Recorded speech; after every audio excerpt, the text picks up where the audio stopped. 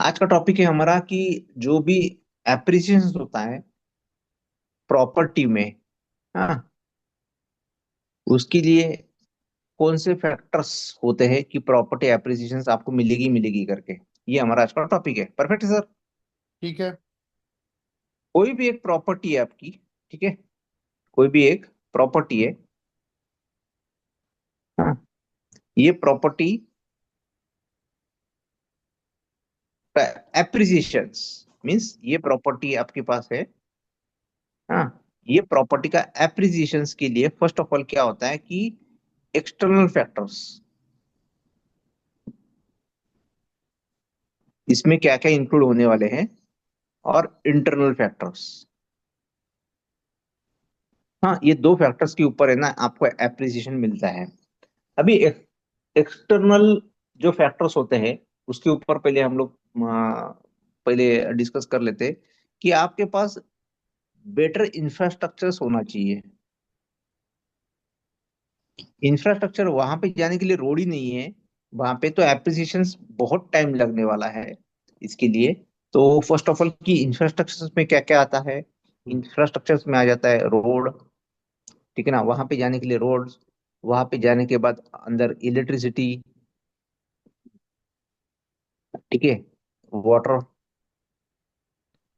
Drainage,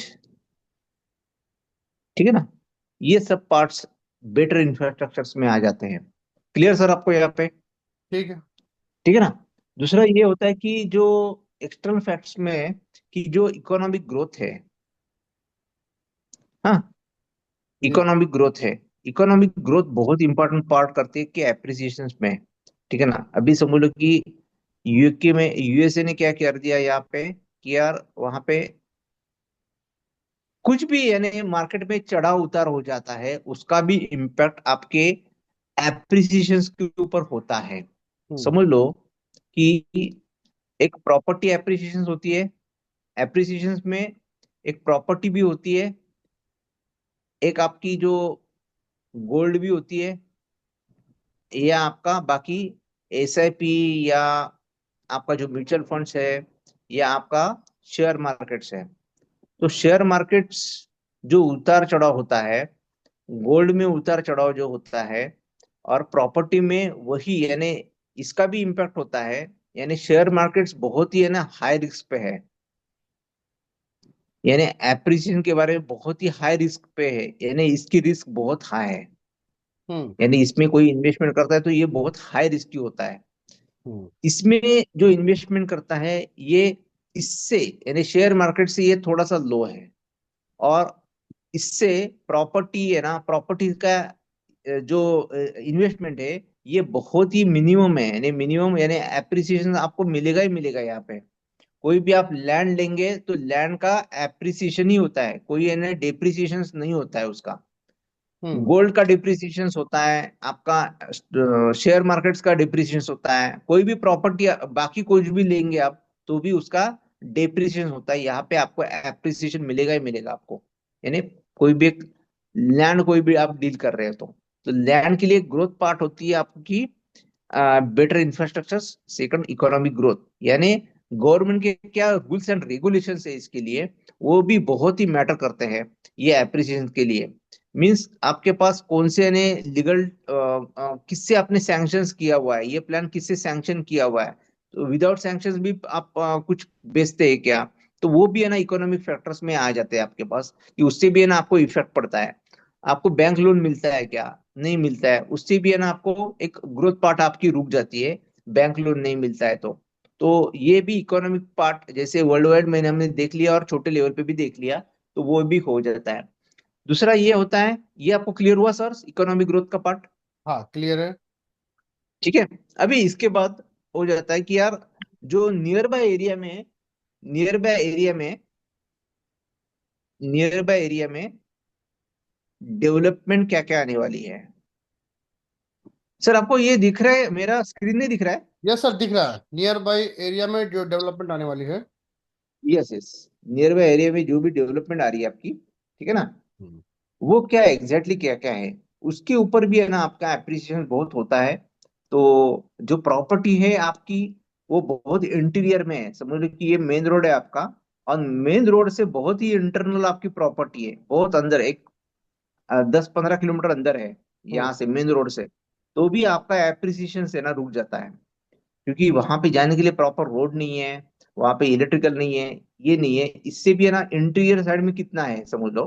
हाँ, बहुत ही अंदर किलोमीटर में है, 15 किलोमीटर में अंदर है आपकी प्रॉपर्टी, तो भी एप्रिसिएशन होने के लिए बहुत टाइम लगने वाला है। ये है हम्म। आपका मेन रोड, ये है आपका हाईवे। हाईवे से 15 किलोमीटर अंदर है तो भी एप्रिसिएशन नहीं होगी, क्योंकि इसके नियर बाय एरिया जो भी डेवलपमेंट होगी वो हाईवे टच होगी, हम्म। समझ लो। ठीक है ना, जो भी आप तो अंदर है, बहुत इंटीरियर साइड में है, तो यानी उसका इफेक्ट वहां पे इतना नहीं गिरेगा जितना, समझ लो कि यही प्रॉपर्टी आपकी नजदीक में होती थी तो आपका एप्रिसिएशन यहाँ पे ज्यादा होगा, है ना। हम्म। क्लियर आपको सर? क्लियर ये है।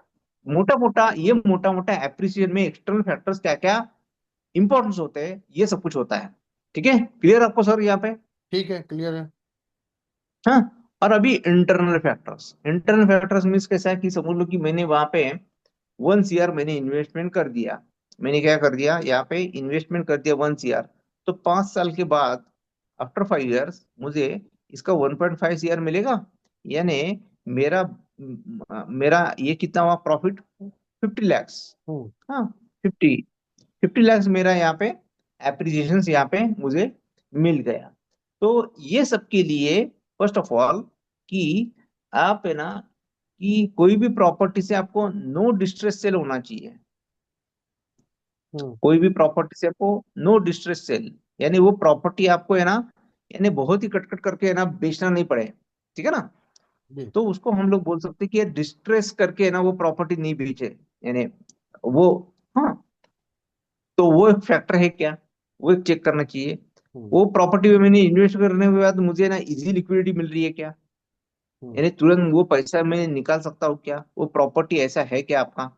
ठीक है, ये सब के पीछे आ जाता है आपका इन्वेस्टमेंट रिटर्न्स, यानी ROI, हम्म। यानी रिटर्न ऑफ इन्वेस्टमेंट्स। तो ये मेन पार्ट होता है कि कभी भी है ना आप इन्वेस्टमेंट या कोई भी इन्वेस्टमेंट करते हैं, उसके एप्रिसिएशन मिलने के पीछे ROI, ये इंटरनल फैक्टर्स होता है कि ROI कब तक मिलेगा, कितना ठीक। साल तक मुझे है ना, कितने साल के बाद मुझे रिटर्न ऑफ इन्वेस्टमेंट ये मिल सकता है। ठीक है ना। हम्म। या जो हम लोग बोल सकते हैं उसको कि जनरली यही पार्ट होता है कि कोई भी एप्रिसिएशन के पीछे अपना जो मैथमेटिक्स होता है कि ROI के ऊपर ही है ना कोई भी कॉन्सेंट्रेट करते हैं। फिर बाद में बोलेंगे कि यार मैं प्रॉपर्टी में क्यों डालूं, फिर मुझे इतना ROI कम मिल रहा है तो। ठीक है ना, हम्म। तो मैं गोल्ड में क्यों नहीं डालूं फिर। तो वो एक जनरली ये मार्केट ट्रेंड होता है कि आप है ना कहाँ पे वो इन्वेस्टमेंट कर रहे करके। क्लियर आपको सर ये? ठीक है। तो उसके लिए एक्सटर्नल फैक्टर्स, मैं वापस समराइज कर देता हूँ इसको। ठीक है ना, जी। ये कोई भी प्रॉपर्टी एप्रिसिएशन के पीछे आपको external factors and internal factors, ये दो फैक्टर्स बहुत इंपॉर्टेंट होते हैं। इसके लिए आपके पास बेटर इन्वेस्टमेंट, बेटर इंफ्रास्ट्रक्चर है क्या, इंफ्रास्ट्रक्चर्स में आपके पास रोड, इलेक्ट्रिसिटी, वाटर, ड्रेनेज, ये सब फैसिलिटी आप दे रहे क्या। बाद में इकोनॉमिक ग्रोथ में मैंने आपको जैसे बताया कि यार आपको वहां पे कि जो भी मार्केट में उतार चढ़ाव हो रहे हैं, वो उसका इफेक्ट आपका एप्रिसिएशन पे होता है। तो वो एप्रिसिएशन, इकोनॉमिक ग्रोथ एक पार्ट, बहुत बड़ा पार्ट होता है ये सब के पीछे। जो भी आप कोई भी जो प्रॉपर्टी आप देख रहे हैं वो प्रॉपर्टी लीगल है क्या नहीं है, वो भी बहुत इंपॉर्टेंट पार्ट होता है, क्योंकि आपको ग्रोथ पार्ट के लिए। ठीक है ना। और तीसरा, जो नियर बाय एरिया डेवलपमेंट में क्या क्या आने वाला है, एयरपोर्ट आने वाला है क्या, वहां पे कोई मॉल आने वाला है क्या, वहां पे एक नया रोड जाने वाला है क्या। ठीक है ना, ये भी एक बहुत बड़ा पार्ट होता है नियर बाय एरिया डेवलपमेंट में। ठीक है ना। ये सब के इसके बाद बाद में आ जाता है कि इंटरनल फैक्टर्स क्या क्या है। इंटरनल फैक्टर्स यानी कोई भी इन्वेस्टमेंट करने के बाद ये ना बोलते हैं कि यार मुझे रिटर्न कितना मिलेगा। ठीक है ना, मेरा EMI जाएगा क्या उससे। तो ये बहुत बड़ा पार्ट हो जाता है। या आज मैंने 1 CR लगा दिया वहां पे, तो 5 साल के बाद मुझे 1.5 CR उधर वहां पे मिलेगा क्या। तो यानी ये फैक्टर्स कोई भी कंसिडर करता है कोई भी इन्वेस्टमेंट के पीछे। क्लियर सर आपको? ठीक है। ठीक है। हम्म। हम लोग देखते हैं ये सबके लिए समर्थ स्टेट ने, ये सबके लिए समर्थ स्टेट ने क्या क्या किया हुआ है, यानी किसके लिए, अपना अ, एक मिनट, हाँ, ये सब के लिए एप्रिसिएशन के लिए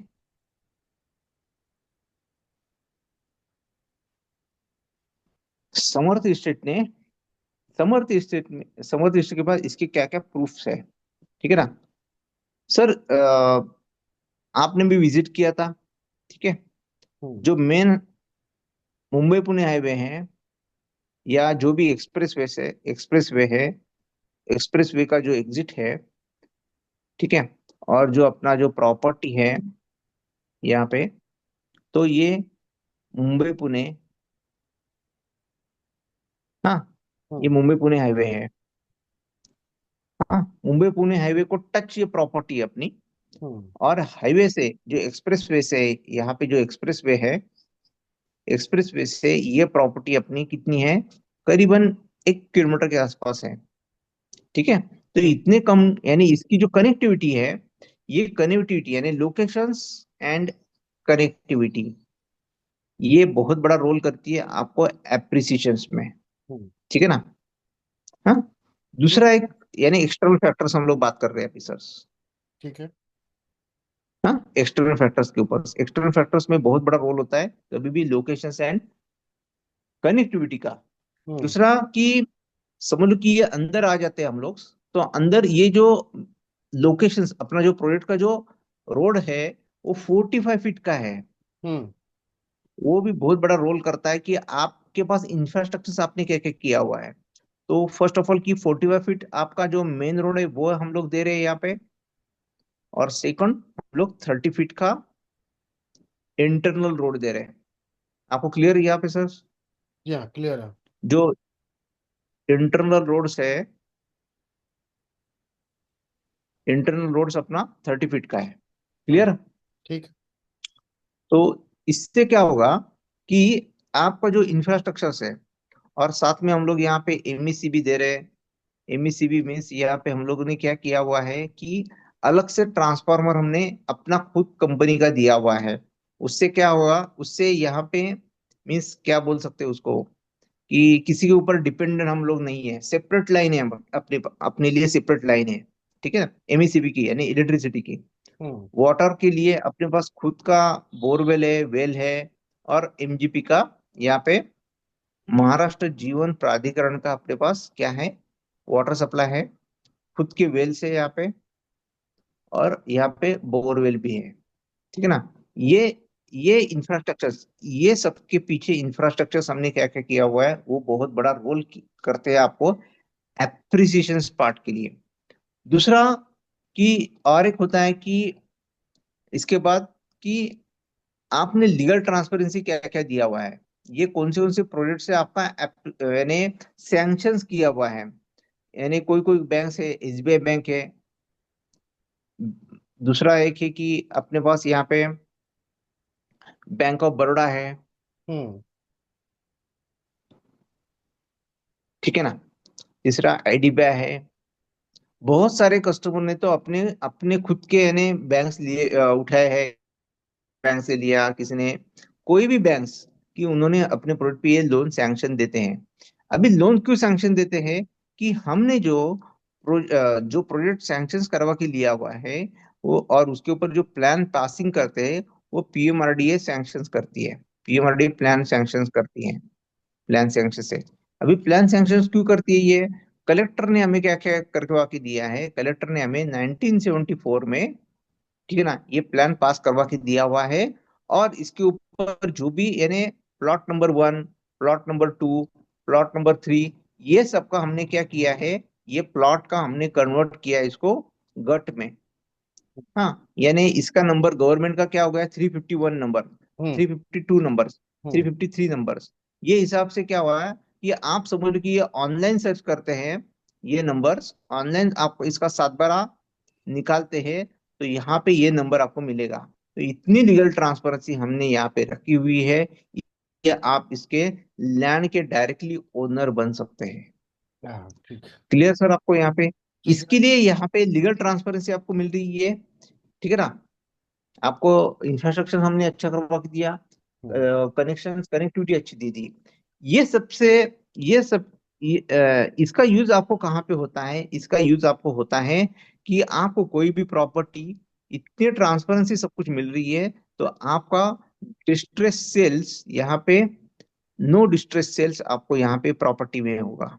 यानी वो प्रॉपर्टी आपको है ना खिच खिच करवा के सेल नहीं हो सकती उसकी, ठीक है ना? या आपको वो प्रॉपर्टी लिक्विडिटी आपको अच्छी देगी, हम्म। लिक्विडिटी तुरंत देगी, यानी बहुत साल रुकना नहीं पड़ेगा आपको। तो ये इसके लिए यानी ये इंटरनल फैक्टर्स हो गए सब। ये इंटरनल फैक्टर के लिए हमने एक्सटर्नल फैक्टर्स के ऊपर बहुत बहुत बहुत काम करवा के रखे हैं। क्लियर सर आपको? ठीक है। मैंने ऊपर अभी जितने बताए वो एक्सटर्नल फैक्टर्स थे, और ये इंटरनल फैक्टर्स है उसके लिए। ठीक है। ठीक है? हम्म। क्योंकि अभी ये इसकी जो क्या बोल सकते हैं सर उसको, जो कनेक्टिविटी है लोनाला में हमने जैसे बताया कि यहाँ पे मेन हाईवे पे ये कनेक्टिविटी है अपने प्रोजेक्ट की। अभी नियर बाय में क्या क्या आ रहा है? नियर बाय में यहाँ पे कि सर अभी 45 किलोमीटर पे, यानी सबसे बड़ा एक न्यू मुंबई एयरपोर्ट यहाँ पे अपने पास में है, ठीक है ना? सेकंड, जितने भी एमआईडीसीज है, यानी सबसे world world second largest एटोमोबाइल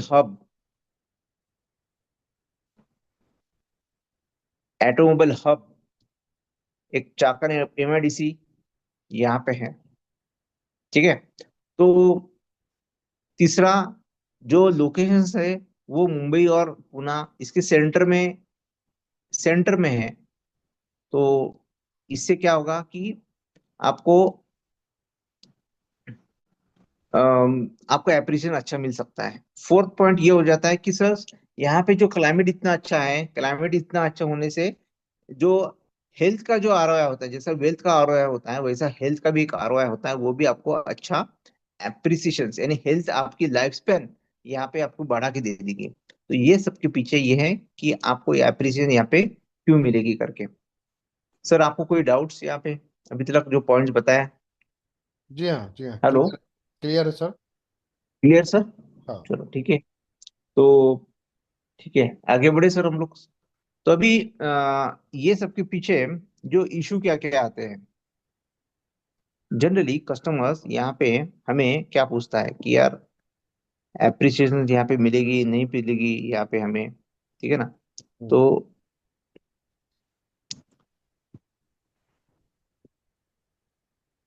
issue क्या क्या आते हैं वो पॉइंट हम लोग डिस्कस करते हैं कि एप्रिसिएशन के पीछे इशू क्या क्या आ सकते हैं आपको। तो कस्टमर्स का एक मिनट, हाँ, मैं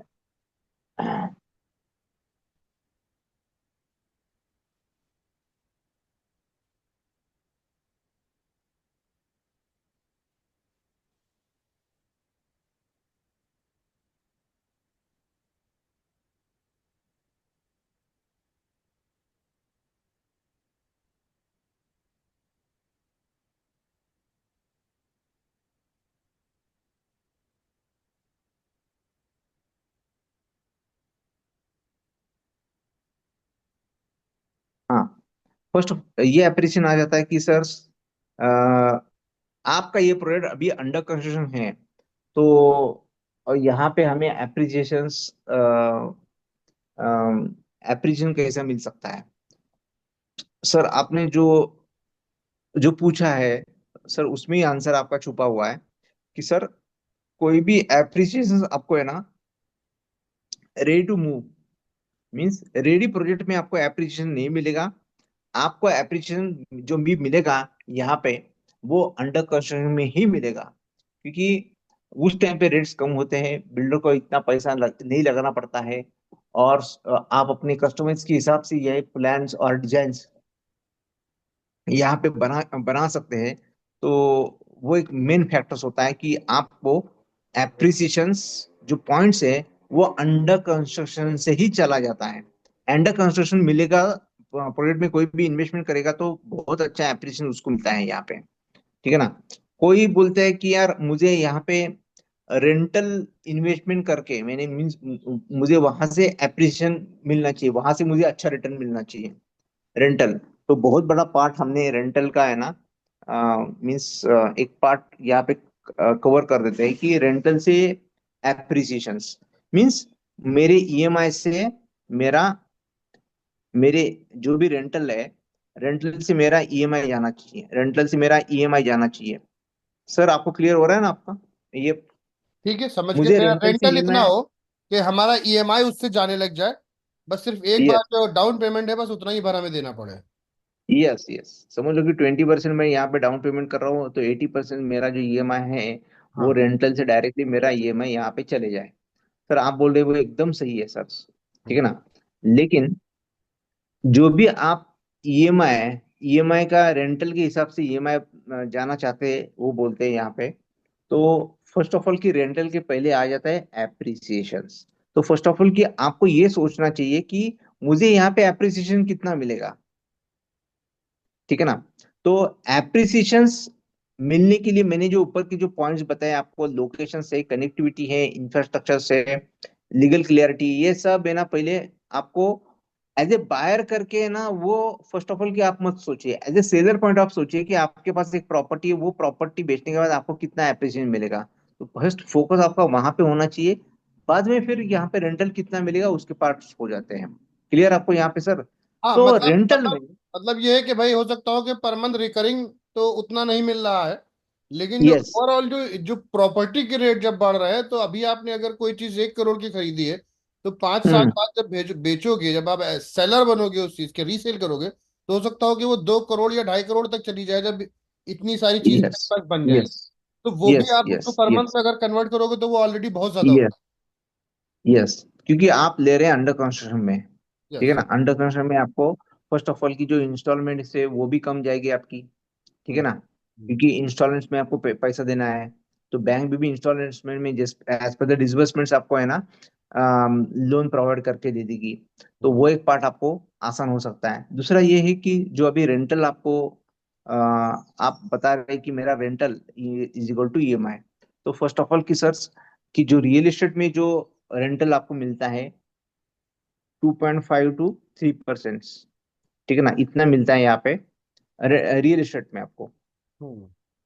ठीक है? रियल एस्टेट में इतना मिलता है।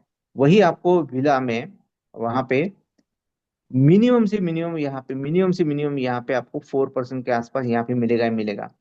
प्लस आपका, यानी ये फिक्स है सर, मैं ये फिक्स बोल रहा हूँ, प्लस आप उसको स्टे कर सकते हैं, आप खुद यहाँ पे जाके रह सकते हैं, ठीक है ना? प्लस आपका जो प्रॉपर्टी है वो मेंटेन होगा। हाँ, प्रॉपर्टी मेंटेन होना बहुत इंपॉर्टेंट पार्ट है, क्योंकि ये चला जाता है सीधा का सीधा आपका एप्रिसिएशन के ऊपर। जितनी प्रॉपर्टी आपकी मेंटेन ज्यादा रहेगी, उतना आपको एप्रिसिएशन बहुत अच्छा मिलेगा। मैं आपको वही पॉइंट क्लियर कर रहा था कि फर्स्ट एप्रिसिएशन कैसे मिलेगा, वो आप देखिए। एप्रिसिएशन मिलते ही आपका जो ईएमआई है, ये 4% समझ लो कि यहाँ पे मिल रहा है। हाँ। आप जो स्टे करते हैं सर अपने खुद के विला वहां पे, हाँ, तो वहां पे मिनिमम से मिनिमम 3% वही आपका सालाना है ना। मार्केट में कहाँ पे भी आप होटल में जाएंगे तो भी ना 3% आपका कैलकुलेशन करवा के देखेंगे, तो भी है ना ये आपको 3% चला ही जाता है, ठीक है ना?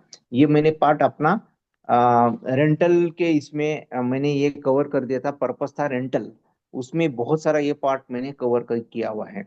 हम्म। प्लस आपको प्रॉपर्टी भी मेंटेन हो रही है, प्रॉपर्टी मेंटेन होती है, उसका भी इफेक्ट एप्रिसिएशन पे होता है। और ये सब कुछ आप ले रहे हैं अंडर कंस्ट्रक्शन में।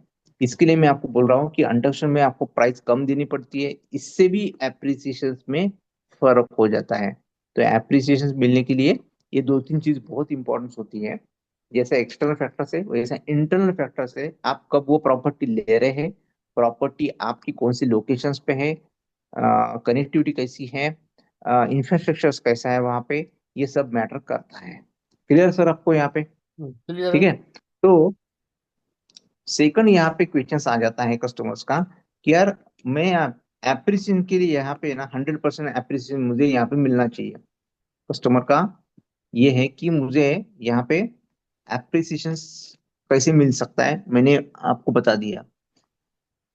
ठीक है, समझ लो कि मैं आपको 1 CR दे दूं, तो आप मुझे इसका जनरली ये क्वेश्चन बहुत कम आ जाते हैं लेकिन फिर भी मैं बोल देता हूँ यहाँ पे, एप्रिसिएशन के लिए मैं समझ लूँ कि आपको 1 CR देते हैं, तो आप उसका एप्रिसिएशन कितना मुझे करवा के दे देंगे? हम्म। जनरली ऐसा सवाल आता है कस्टमर्स का। तो एज ए सेल्स एग्जीक्यूटिव करके मैं उनसे बोलता हूँ कि सर आपने as a investment point of view बहुत ही अच्छा क्वेश्चंस आपने जो पूछा पूछा हुआ है, मैं आपको अप्रिशिएट करता हूँ उसके लिए। तो ये सब के लिए समझ लो कि सर आप मुझे 1 CR देते तो आपको उसका रिटर्न्स कितना आप दे देंगे, कितना मिलेगा मुझे करके, और विद इन द 3 इयर्स, ये आपका सवाल है, सही है सर? सही है। ठीक है। ठीक है। तो जनरली समझ लो कि 1 CR आप देते हैं तो 3 साल के अंदर आपको कितना मिलना चाहिए, क्योंकि आप कोई भी आप बोलेंगे कि यार मुझे मेरा EMI 10% जा रहा है एक एग्जांपल पे, तो 30% मुझे हाइक चाहिए चाहिए इसके ऊपर से। ठीक है ना? तो आप कितना मुझे इसके ऊपर आप कितना दे देंगे, इसके ऊपर आप कितना मुझे दे देंगे? हाँ। तो आप मुझे 50% करवा के दे देंगे, यानी मैं यहाँ पे, मैं वहां पे 1 CR डालता हूँ, यहाँ पे मैं 1 CR एक इन्वेस्टमेंट करता हूँ, तो मुझे 1.5 CR मिलेंगे विद इन द 3 इयर्स। ठीक है हम्म। ना? तो ये सवाल आ जाता है। तो सर ये सब के लिए भी हम लोग काम करते हैं। समझ लो कि आपने 1 CR लगा दिया यहाँ पे, तो मैं आपको है ना 1.5 एक एग्रीमेंट बना के 1.5 के हिसाब से मैं आपको करवा के देता हूँ। ठीक है हम्म। ना? इसके लिए सर हम लोग क्या करते हैं कि जो भी आप, हम लोग ये एग्रीमेंट कर सकते हैं कि हम लोग 1.5 आपको दे देंगे करके, हम्म। वो प्रॉपर्टी आपके नाम पे रहेगी, लेकिन इसमें भी एक MOU हम लोग अलग से बनवा के लेते हैं कि वो प्रॉपर्टी समझ लो कि ज्यादा रेट में चली जाती है तो ऊपर का पेमेंट हमें मिलना चाहिए, कंपनी को मिलना चाहिए। तो वो हिसाब से भी हम लोग एग्रीमेंट आपसे बनवा के लेते हैं। वो होता है 40-60 रेशो का। समझ लो कि आपको वो प्रॉपर्टी चली गई समझ लो कि 2 CRs में। ठीक है ना? और आपने तो लगाया वहां पे 1 CR।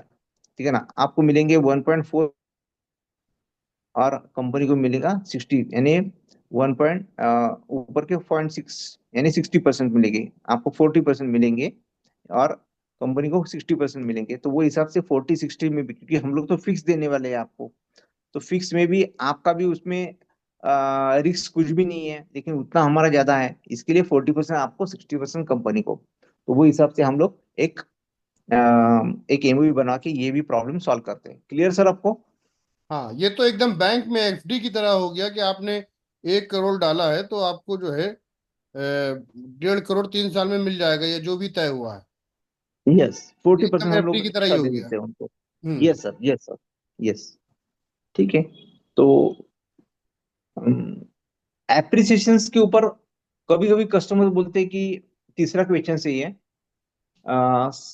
एप्रिसिएशन ये सेकेंडरी पार्ट है, मुझे बेचना ही नहीं तो मैं एप्रिसिएशन लेके क्या करूं?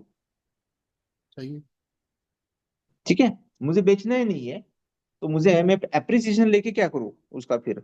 सर आप जो बोल रहे हैं एकदम सही बोल रहे हैं कि आप अभी का देख रहे हैं, एप्रिसिएशन आपको नहीं चाहिए। सर आपने नहीं चाहा, एज ए सेल्स ड्यू मैं उसको आंसर देता हूं कि सर आपने नहीं चाहा तो भी आपको एप्रिसिएशन मिल रहा है, क्योंकि आपके जो मूवमेंट्स हो रहे हैं, जो आप प्रॉपर्टी या प्रोजेक्ट सर्च कर रहे हैं, वो हमारा ऐसा प्रोजेक्ट है कि आपको अप्रिसिएशन मिलेगा ही मिलेगा यहाँ पे, क्योंकि हमारा जो लोकेशन है, कनेक्टिविटी है, या वास्तु के हिसाब से जितना प्लॉट्स है, या उसका जो डिजाइन है, हम लोग जो कस्टमाइज करवा के दे रहे हैं, वो आपको एप्रिसिएशन के रास्ते पे ही आप खड़े हुए ऑलरेडी, और ये सब कुछ आप ले रहे हैं अंडर कंस्ट्रक्शन में। ठीक है ना? तो इसके लिए आप एप्रिसिएशन आपको मिलेगा ही मिलेगा, आप नहीं चाहेंगे तो भी। हम्म। क्लियर सर आपको सर? ठीक है, क्लियर है। तो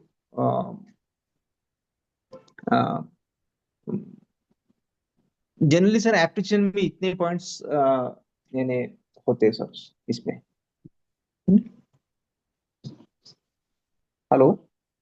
yes sir, yes sir. Appreciation में सर इतने ही, यानी एक दो चार पॉइंट से इसमें, यानी इसके ऊपर ही घुमा घुमा के फिर वो लोग